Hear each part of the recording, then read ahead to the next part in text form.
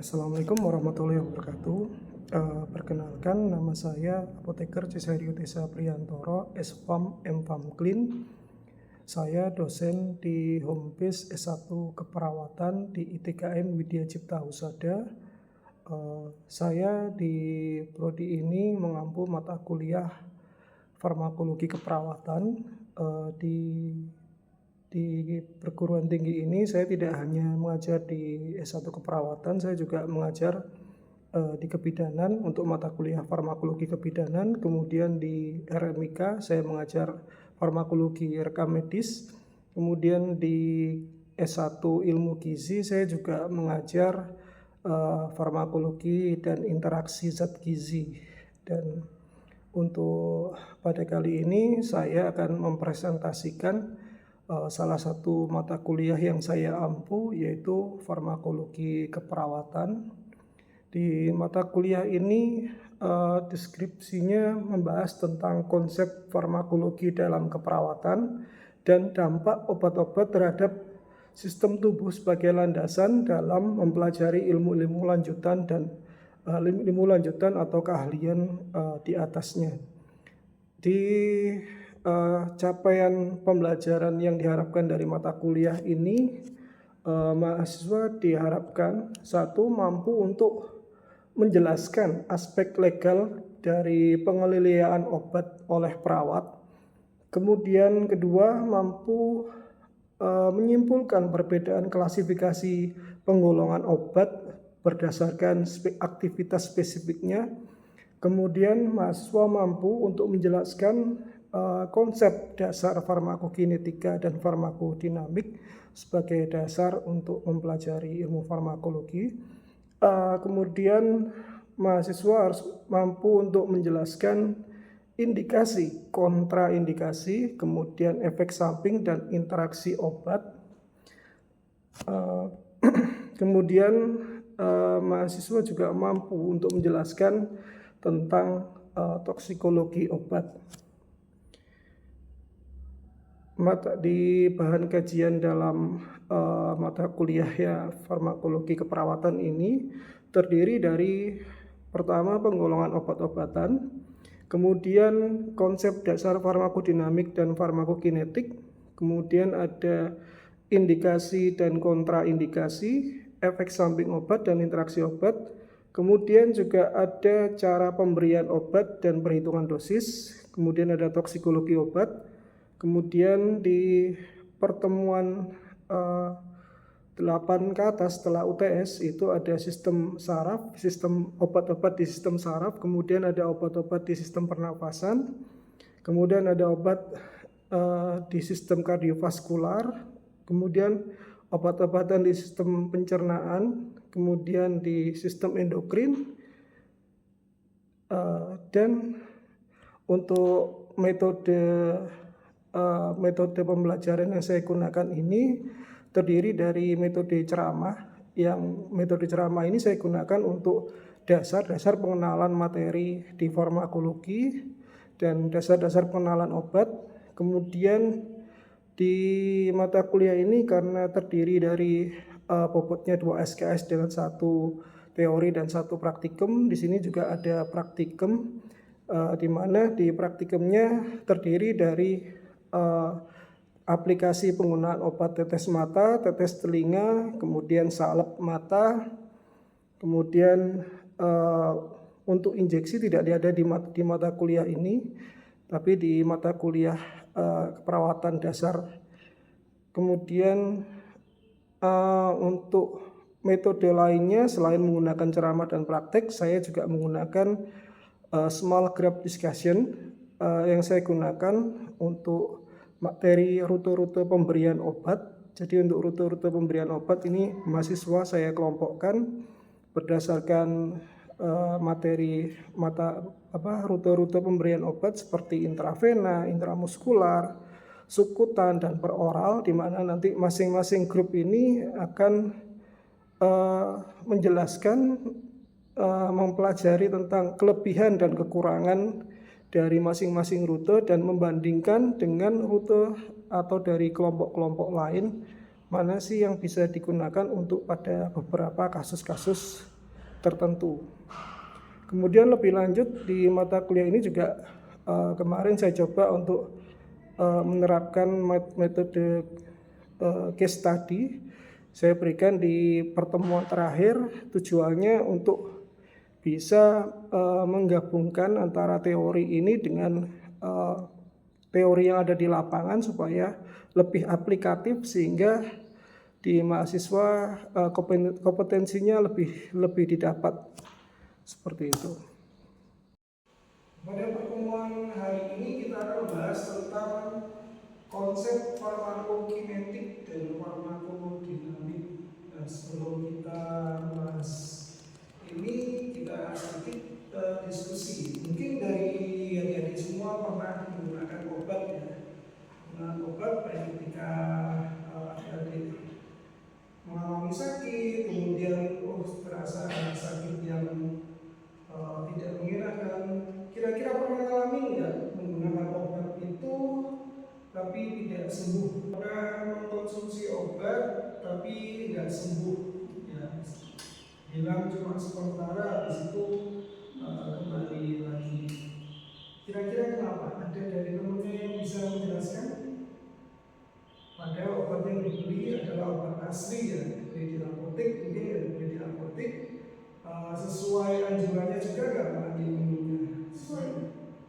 Oke, sesuai tapi tidak memberikan efek ya. Jadi, nah, hal itu bisa kita jelaskan setelah kita mempelajari tentang farmakokinetik dan farmakodinamik tersebut. Nah, di farmakokinetik dan farmakodinamik, pertama yang perlu kita pahami adalah sebuah obat itu dapat memberikan efek itu minimal dia memenuhi dua persyaratan ya.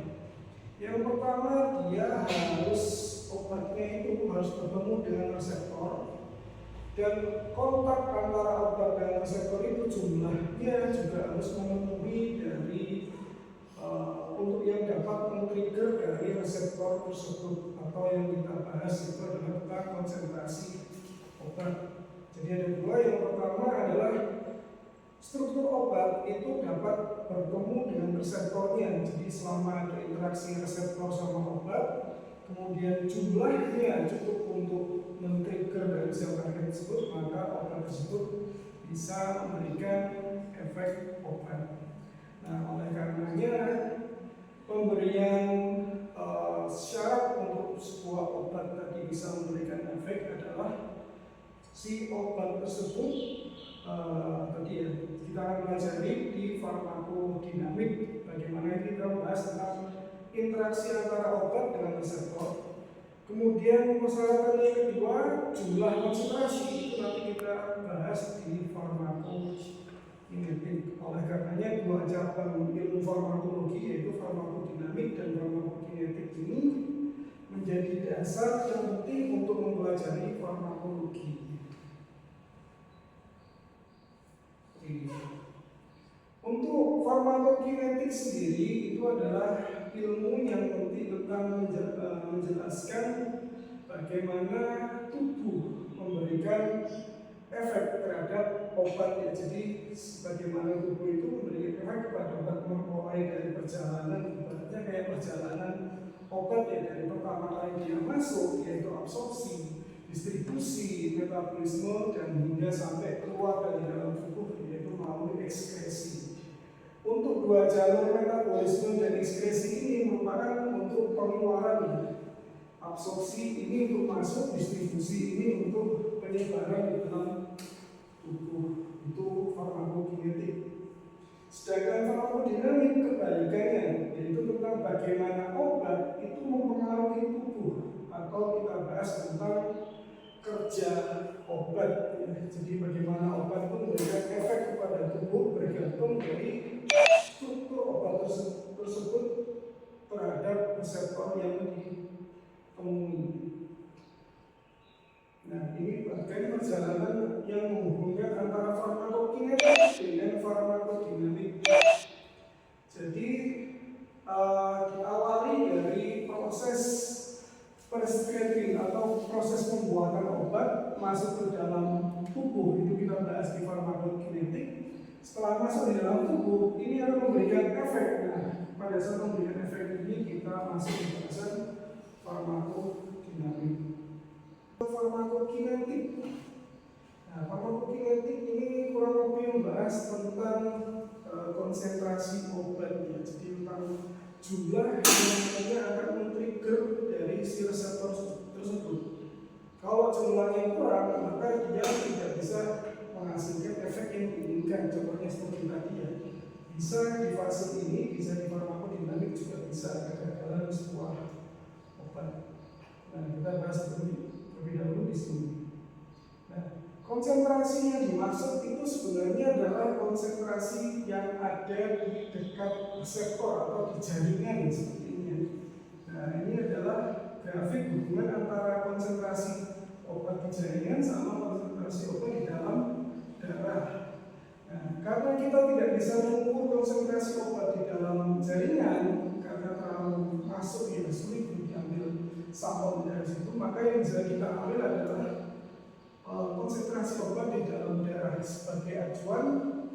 Kalau konsentrasi di dalam darah ini meningkat, otomatis konsentrasi di dalam jaringan juga akan ikut meningkat. Nah, pendekatan seperti itu yang kenapa kalau di klinik, di rumah sakit itu yang diambil adalah konsentrasi obat di dalam darah. Oke. Farmakokinetik itu nanti kita bahas ada 4 fase, ada absorpsi, penyerapan, ada distribusi, metabolisme, dan ekskresi obat. Nah, ini untuk fase 3-nya. Jadi dari pertama obat itu akan terdisolusi larut di dalam cairan, di dalam pencernaan, kemudian masuk ke dalam peredaran darah.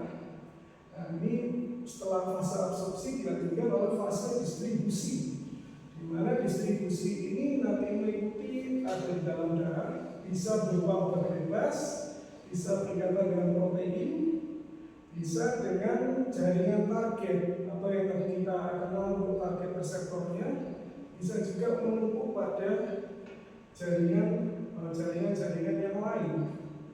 Nah, tetapi nanti kaitannya sama efek obat, kita akan lebih berfokus pada obat bebas ini. Yang lebih sifatnya adalah sama dengan obat yang ada di berkaitan dengan reseptor. Jadi pendekatannya adalah obat bebas ini. Semakin tinggi obat bebasnya, maka semakin tinggi juga obat yang berkaitan dengan reseptor.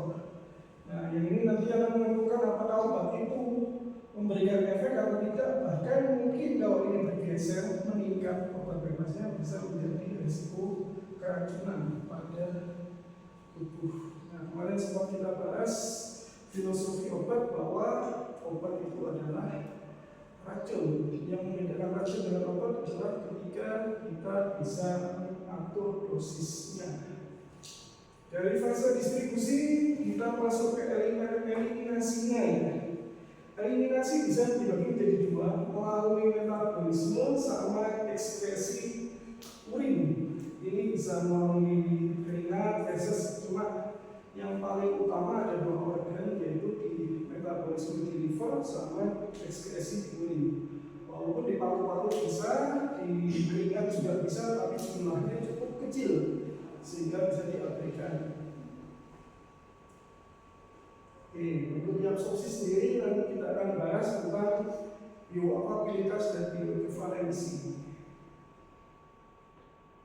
Ini beberapa bentuk rute absorpsi obat, ya, perbedaan antara jalur intravena, intraperitoneal, intramuskular, dan peroral. Dari sini kita bisa dapatkan kalau IV dia jumlahnya akan tinggi di dalam darah, cepat tingginya dibanding dengan peroral yang dia membutuhkan waktu lifetime yang lama. Oleh karenanya biasanya tadi kalau misalnya sakit gigi, kita minum peroral, dari jarak kita minum sampai efeknya itu hilang, maka membutuhkan waktu yang cukup lama. Maka kadang-kadang sampai 40 tadi harus minum obat terus hilang. Padahal hilangnya bukan karena sembuh, tapi karena obat. Beda dengan IV, ya, kalau dia disuntikan IV bisa cepat langsung memberikan efek. Kalian di GD nyeri habis jatuh, begitu masuk di GD disuntik langsung terasa hilang. Jadi itu adalah efek dari IV yang kadar konsentrasinya langsung tinggi juga enggak. Oleh karena kadang-kadang kalau orang tua itu kalau belum disuntik kayak belum diapa-apakan, kayak belum diobati, karena memang efeknya cepat ya, begitu disuntik langsung akan terasa. Nah, berikutnya fase farmakokinetik yang terakhir adalah melalui jalur ekskresi, yaitu melalui ginjal. Jadi memang untuk ekskresi ini bisa melalui ginjal, yang paling utama ginjal, bisa keringat, bisa di paru-paru, tapi jumlahnya kecil ya, tidak sebanyak melalui ginjal. Oke, berikutnya kita bahas tentang farmakodinamik. Nah, farmakodinamik ini kita bahas bagaimana interaksi obat bekerja dengan reseptornya. Nah, mekanisme kerja obat pada umumnya dia bekerja dengan strukturnya ataupun dengan sifat fisika kimia obatnya. Ada dua mekanisme cara kerja obat. Yang pertama bisa karena interaksi obat dengan reseptor di mana kunci untuk terjadinya ikatan obat dengan reseptor. Sedangkan kalau yang mekanisme berikutnya adalah bergantung dari sifat fisika kimia obat. Untuk membahas beda kedua kerja obat ini, kita akan bahas di slide berikutnya. Ini untuk mekanisme kerja yang berhubungan dengan struktur dengan reseptornya. Jadi ketika struktur obat itu tetap, maka dia seperti anak kunci yang bisa digunakan untuk membuka si gembok tersebut. Akan tetapi jika struktur ini dipecah, maka dia tidak lagi bisa digunakan untuk reseptor yang sama. Kuncinya di anak kunci ini, tapi nanti ada beberapa yang bisa dimodifikasi. Contohnya di area lain selain anak kunci, maka dia bisa membuka si gembok tersebut. Nah, ini contohnya omeprazole ya, golongan proton pump inhibitor ini dia punya struktur inti seperti ini. Nah, ada 3-4 gugus yang bisa diganti, 1, 2, 3, 4. Selama struktur ini tetap, walaupun R1, R2, R3, R4 ini diubah, dia akan punya fungsi yang sama, walaupun dengan sedikit perbedaan efek ya, modifikasi efek di R1 sampai R4 ini. Contohnya omeprazole sama esomeprazole, ini kelebihannya dengan modifikasi ini dibandingkan omeprazole, esomeprazole ini lebih cepat. Kalau dia bisa, omeprazole ini butuh 5 hari untuk bisa memberikan efek pH basah, sedangkan kalau esomeprazole ini cukup 3 hari. Pantoprazole ini dengan modifikasi juga yang 3 ini, dibandingkan omeprazole dia lebih tidak mudah terjadi interaksi di liver. Di liver omeprazole itu mudah menginduksi senyawa obat lain. Tapi dengan menggunakan omeprazole dia tidak bisa terganggu oleh beberapa obat lain, jadi dia akan konstan. Ini kelebihan dari modifikasi tersebut. Yang penting struktur intinya tetap, dia akan berfungsi sebagai fungsi yang sama. Ini untuk reseptor ya, ini gambaran tentang reseptor, struktur mikroreseptor, di mana sebagai tempat untuk berikatan obat yang nanti akan memberikan efek sinyal.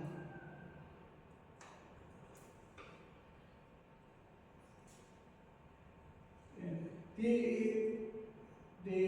ikatan obat dengan reseptor ini nanti terdapat sebuah ikatan yang hampir sama seperti ikatan pada kimia, yaitu ada ikatan hidrogen, hidrofobik, dan van der Waals. Kemudian yang paling kuat adalah kovalen. Nah, jenis ikatan-ikatan ini nanti akan mempengaruhi dari kerja obat. Semakin tinggi intensitas ikatannya, maka efeknya juga akan semakin kuat.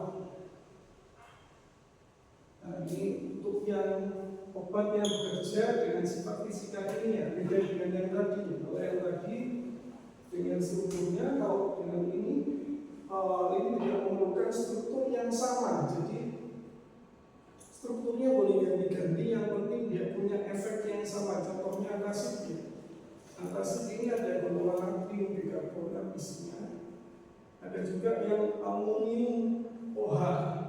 Nah, itu yang nanti bisa digunakan juga sebagai antasida dengan struktur yang berbeda-beda. Ibaratnya kalau orang bilang kalau tidak ada akar, akar pun jadi. Jadi selama dia punya sifat yang sama, dia bisa digunakan sebagai obat yang dengan tujuan yang sama. Nah, ini yang melanjutkan tadi, ketika ada ikatan obat dengan reseptor, maka dia akan memberikan efek. Ada efek antagonis, ada efek antagonis, di mana ketika antagonis ikatan, dia bisa menyebabkan ikatan tapi tidak memberikan respon apa-apa. Selain agonis, nanti juga ada istilahnya agonis penuh dan agonis parsial. Bedanya agonis parsial dan agonis penuh adalah ketika strukturnya dimodifikasi untuk mendapatkan efek setengahnya.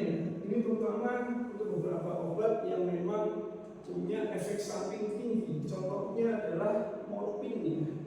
Morfin itu punya efek samping yang dalam tergantungan, bisa efek fly. Oleh karenanya yang biasa digunakan untuk nyeri sedang itu digunakan yang buprenorfin supaya tidak sampai timbul efek ketergantungan dari morfin tersebut. Nah, ini perbandingan antara agonis penuh sama agonis parsial, pasti dia efeknya di jaringan, respon jaringannya akan lebih rendah daripada agonis penuh.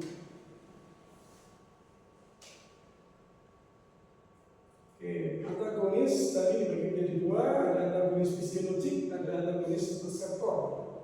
Di mana fisiologik nanti punya sifat berkebalikan ya. Jadi yang satu kontriksi, yang satu dilatasi. Tapi dengan reseptor yang berbeda. Ibarat kalau lampu, ini lampu satu, dia punya dua saklar. Yang satu untuk menghidupkan, yang satu lagi untuk mematikan. Jadi kalau di sini ada reseptor dari bronkus, tenggorokan ya, histamin yang menyebabkan kontriksi, serangan pada asma, maka obatnya diberikan adrenalin yang punya reseptor di adrenalin signature 2 untuk dilatasi, sehingga nafasnya menjadi terbuka kembali, sehingga asmanya hilang. Nah, itu contoh dari antagonis fisiologik. Berikutnya antagonis dengan perlawanan ya, tadi dibagi menjadi dua, ada yang kompetitif sama non kompetitif. Kalau kompetitif berarti satu saklar diberikan oleh dua obat, satu blocker, satu agonis aslinya, di mana jumlah konsentrasi yang paling banyak itu akan menentukan siapa pemenang dari reseptor tersebut. Sedangkan yang non kompetitif ini adalah ketika obat yang satu tadi bersifat permanen karena dari reseptor, sehingga ada satu saklar, obatnya yang menempel itu adalah si blocker, maka obat yang lain, obat si B, dia tidak bisa masuk di situ karena ikatannya antara obat satu itu bersifat permanen, sehingga kalau sudah berikan permanen, dosis tidak lagi menentukan efek obat karena sudah kalah dengan yang ikatan kovalen tadi itu. Oke, mungkin itu dari sedikit gambaran tentang farmakokinetik dan farmakodinamik. Kesimpulannya bisa diambil, ada interaksi obat dengan reseptor yang sifatnya kompleks, kemudian obat sama reseptor tadi menentukan efek yang diberikan. Nah, efek yang diberikan itu bergantung oleh tiga faktor. Yang pertama jumlah reseptor, kepekaan reseptor sama afinitas reseptor. Oke. Mungkin dari sini bisa disimpulkan ya bahwa tadi obat itu berkaitannya dengan jumlah dosis sama interaksi obat dengan reseptor. Di mana tadi kita bahas kuncinya adalah di farmakodinamik, sampai di sini saya akan uji ya dengan pengalaman kalian. Dan Jadi saya ulang lagi pertanyaan dari Pak Anggi di awal. Dia mengalami obat itu tidak bisa, efeknya tidak sesuai harapan, ya tidak timbul setelah menggunakan obat. Tadi sudah saya jelaskan. Mungkin dari Pak Cici bisa menjelaskan apa sih yang bisa memberikan obat itu bisa punya efek atau tidak, yang menentukan itu apa saja? Ada dua syarat, Pak. Ya. Yang pertama itu interaksi obat dengan reseptornya, dan yang kedua itu jumlah konsentrasi. Oke, jumlah konsentrasi obat cukup untuk men-trigger dari reseptor tersebut. Nah, di antara salah satu itu ya tadi menentukan kenapa kok obat yang digunakan Pak Ani itu tidak memberikan efek apa-apa. Mungkin sekian yang bisa saya sampaikan pada siang hari ini. Kurang lebihnya saya ucapkan mohon maaf. Terima kasih. Wassalamualaikum warahmatullahi wabarakatuh. Waalaikumsalam warahmatullahi wabarakatuh. Sudah permisi. Assalamualaikum warahmatullahi wabarakatuh. Waalaikumsalam warahmatullahi wabarakatuh. Oke, baik, terima kasih. Selamat siang adik-adik semua. Pada hari ini perkenalkan saya Bapak Cisari Priantoro, Departemen APT. Kebetulan saat ini saya ditugaskan untuk mengajar mata kuliah farmakologi keperawatan. Jadi kemarin sudah saya berikan ke PJMK mata kuliahnya untuk LTS. Mungkin kemarin sudah dibaca-baca terlebih dahulu ya untuk mata kuliah tersebut. Di sini untuk bobotnya adalah OSKS, 1 teori dan 1 praktikum. Dan untuk capaian di mata kuliah ini nanti kalian akan mempelajari tentang konsep-konsep farmakologi yang diantaranya ada farmakokinetik, farmakodinamik. Kemudian nanti ada mahasiswa mampu untuk menjelaskan tentang indikasi, kontraindikasi obat, efek samping obat, dan cara kerja obat, dan menjelaskan aspek legal penelitian obat oleh perawat.